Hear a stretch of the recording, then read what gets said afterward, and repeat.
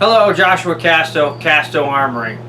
We're going to be talking about a traditional rust brown for your rifle. Whether you're refinishing an older rifle or starting a new project, this is the most period correct way to finish your rifle. It lasts a long time and it is extremely durable. Some simple steps and some time and you'll end up with a superior finish. This is something we use on a lot of our precision long rifles from the Casto Armory.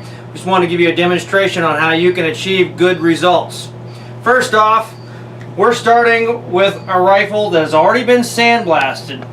The critical portion of this is that the metal has the same texture and finish everywhere. If there's a difference anywhere, it's going to change the appearance of the finish.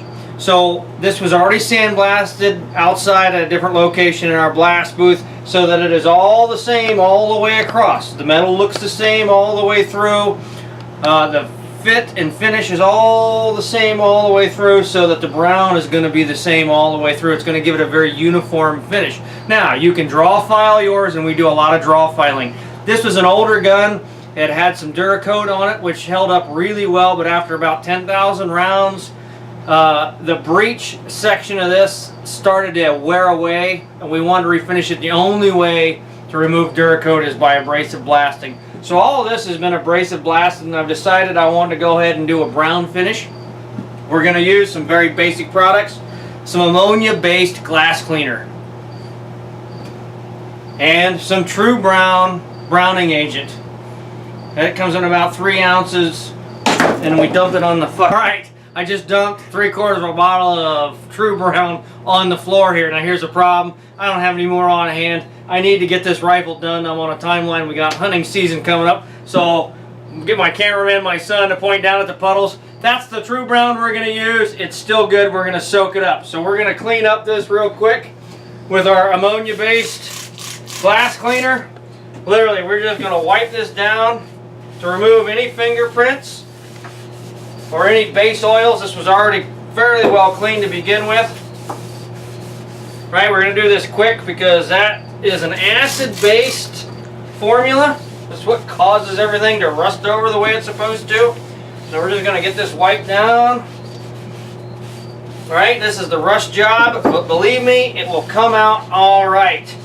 I got enough on the floor, fortunately, to do the first coat, and probably enough to do the second and third coats left in the bottle that you saw me dump. You'll probably have heard a beep at this point in the video because we're going to have to edit this out because everybody has one of those moments, and this was one of mine. But we're just going to move forward. Right? Fortunately, most of this metal I pre-prepped just to make things easier. You cannot spend enough time on prep most of the time. It does you better to spend more time prepping than less. The nice thing about these ammonia-based cleaners, they do a nice job removing all the fine residue. They evaporate quickly and leave no film behind. So we're about done here.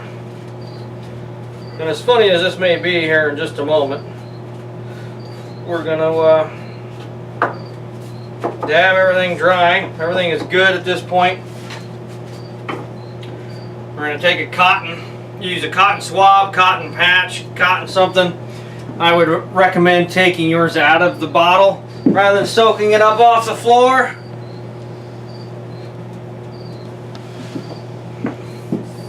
And you are just going to come through and put a nice coat.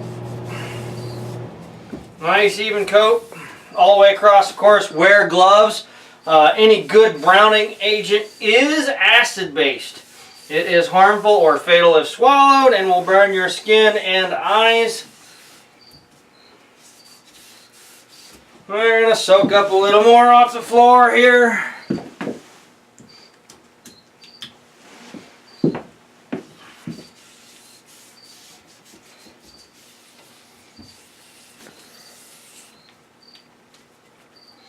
Make sure you get all the nooks and crannies of things, tight areas, that sort of thing.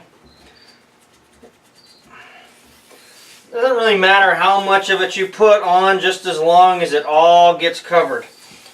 Most of it will drip off in the end. Right, I got the tang to cover. Then what we're going to do is we're going to cut, and obviously this is actually a 4 or 5 day process. It's not a lot of work, it's just a lot of time. So once we get it coated, this is going to have to sit for 12 to 24 hours. Then we're going to come back in and buff it and recoat. And the secondary coats won't take as much, and I should have enough in that bottle to get it completed. And if not, hopefully in that 2 or 3 day period my next shipment will come in. Kind of an embarrassing moment, but we're going to roll with it. And that's it. We've coated this. It's going to sit here and it's going to rust. And then we'll buff it and recoat and buff it and recoat. And we should end up with a very deep plum brown, almost a black color by the time we're all said and done. Should end up being very durable and very beautiful. Our browning solution is already starting to take effect. We just put it on a few moments ago, about 15 minutes have passed. Just wanted to give you a quick look at the effects on the metal as it starts to turn color. It's starting to look kind of a forest green color right now. That will eventually change overnight. It's going to take 10 to 12 hours, but you can see how quickly this stuff works. To get it really nice and even and uniform, it's going to take 3 to 4 coats with buffing in between, and we should end up with a beautiful uniform plum brown to plum black finish by the time we're done with this. Our components have been sitting a couple of days now with the browning solution. Got busy, couldn't get back to them. The one nice thing about slow browning a barrel, you can't overdo it. You could leave it for a month, it probably wouldn't affect it too much. But it's been a few days. I've already done some mild buffing on the barrel with some steel wool and some glass cleaner. I've left a few of the smaller pieces. Connor, zoom in on this. You can start to see it's starting to get a nice plum brown color. There's still quite a bit of extra rust on it, and the finish is not quite even. So we're going to work on it. The whole barrel looks something similar to this. Looks like a mess. This has not been buffed. We're just going to do this small part real quick just to give you an idea of what to expect. I use the ammonia-based glass cleaner again because it removes everything, and it also neutralizes the acids in the true brown solution. So just a couple of squirts of that and some fine steel wool. Right, and it just does not take much. The nice thing is, with that ammonia-based glass cleaner, it's streak-free, residue-free, so when it's all said and done, you don't really have to rinse, which is why I like to use it so well. You can just wipe it clean, let it sit for a minute, and then reapply your browning solution till you reach the desired color. Again, this is an acid. Gotta have rubber gloves. Glasses are safety glasses.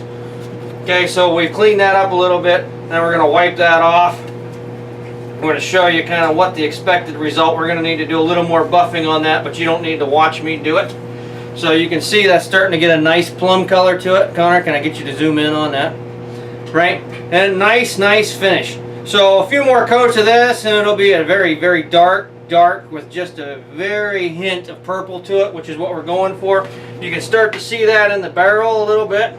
I got some more buffing and cleaning to do on that, and then we're going to reapply our solution to everything and let her sit for a couple of more days. Alright, it's been nearly a week. I've done 4 coats of True Brown or equivalent. I got a new shipment in the mail. It's time to buff this for the last time. Now in between each of those coats I do a buff with fine steel wool. We get another piece of fine steel wool for our final buff. We're going to start buffing all the scale off of this piece. And that's just like this. Pretty simple stuff. Right? And what we should end up with is a nice plum brown color. With just a nice rust brown with a hint of purple to it. That's what we're looking for. And a good durable thick finish. You want to use fine steel wool, right? Because we really just want to buff it. The coarser steel wool has a tendency to remove too much. And we're just trying to get the scale and get down to the nice plum colored rust. And all this is a form of rust. Bluing on a traditional newer rifle is actually a form of rust as well. So the idea is that it's coated with rust and a very durable coat of rust. It won't rust any further. Alright, we've done most of the buffing with the steel wool. Trick of the trade, I use a Dremel on a low speed with a soft steel brush. Now, here's the thing, is this will really give it a nice sheen. For the smaller parts I like using it. It will really shine up the bluing. Don't use it too high speed. And you want to make sure it's one of the soft steel brushes, right? And it will actually polish the bluing or the browning without taking it off. To just dress it up. I like doing that real well on the locks. Hopefully you can see the difference in the tone on that. And we'll just continue doing this, and we're going to work all the nooks and crannies around the breech and the lock and that sort of thing. Get it all touched up and done. And it'll give this a real nice polished look. Alright, now take your ammonia-based glass cleaner, streak-free variety. A little bit on your leftover steel wool. Right, what we're doing here is we're just cleaning it up. Vinyl buffing, and this is going to neutralize the acid as well. Final buff, clean all the crud off of it.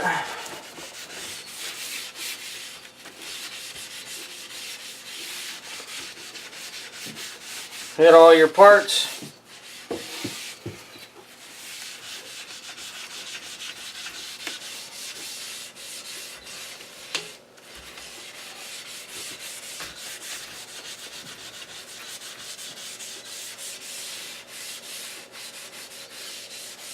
Alright, let's have a look.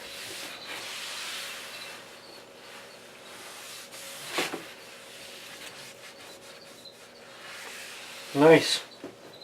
Looks great.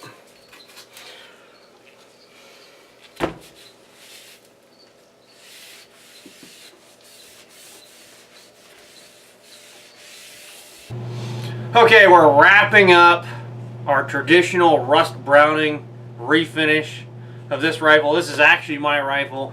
Thousands and thousands and thousands of rounds through this rifle. It was just worn out. I needed to redo it. So it's done. I got hunting season coming up. I'm really excited. Thought this would be a good opportunity to show you all how at the Casto Armory we do a traditional rust brown and maybe give you the opportunity to learn how to do it yourself. Take your time. You can't get in trouble. The more time you spend with it, the better it's going to come out. I've done this a lot. So I don't mean to make it look easy. It's not really complicated or hard. It's just about time and taking the right steps.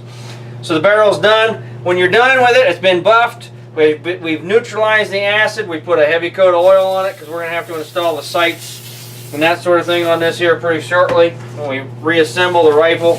Just want to give you an idea of what this rifle looks like. Now I like a really dark finish. So this is almost black. Or a very navy blue with a little bit of plum to it. It came out just absolutely spectacular. This should last another 10,000 rounds or so. When you're doing this, if you have a full stock rifle, you can spend a little less time on the bottom facets because no one will see them. You still buff them and still make them look good, but you don't necessarily need to spend as much time. It could speed up the process. And I talked to you about buffing the smaller parts with a soft wire brush and the Dremel tool. And I want to show you how that turns out. Let me put a coat of oil on this. I like the way it offsets. It's a little shinier this way. It just looks gorgeous. Get this cleaned up. And this is our lock. This is an L&R lock that we use.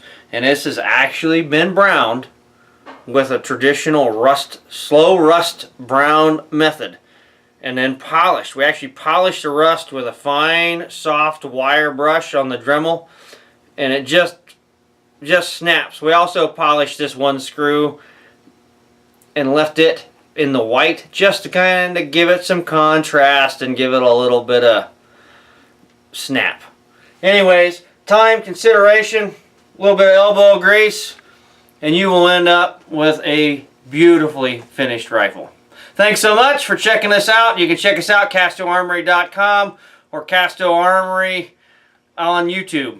Thanks so much.